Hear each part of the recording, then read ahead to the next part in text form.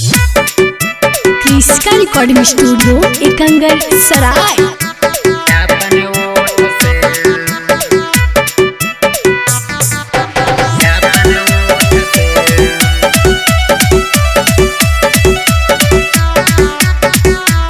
Presented by Kriska films.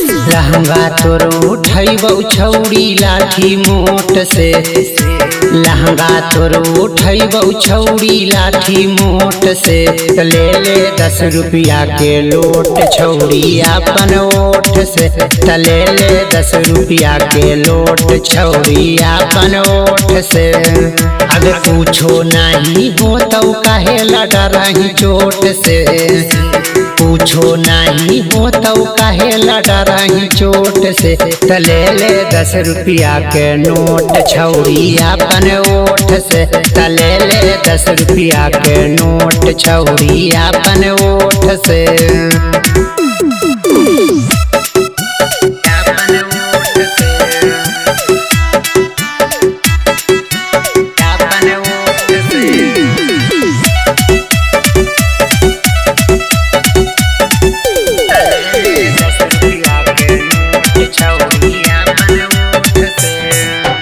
गजबे के लचकौ तोरे पातारी कामरिया गे, धीरे तनी धार पूरा उड़ा दे बौला मरिया गे।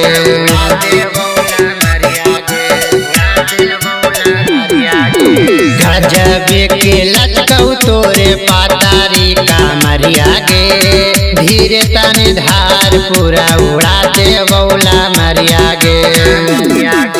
सबकी पागल कैले ही तू सीन हाट से, सबकी पागल कैले ही तू सीन हाट से, ले ले 10 रुपया के नोट छौड़ी अपन ओठ से, ले ले 10 रुपया के नोट छौड़ी अपन ओठ से।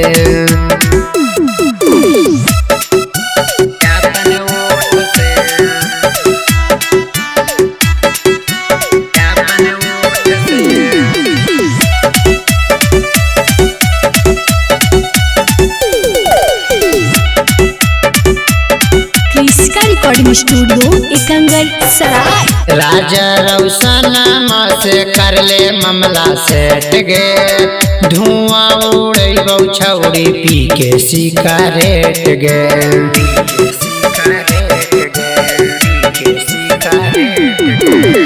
करुणा बाबुआ से कर ले मामला सेट गे, धुआं उड़ैबौ छौड़ी पी के सिगारेट गे।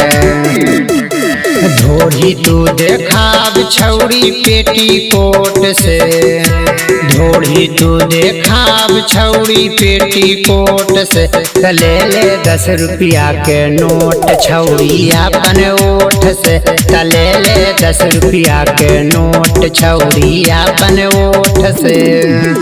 क्रिस्का रिकॉर्डिंग स्टूडियो एकंगर सराय।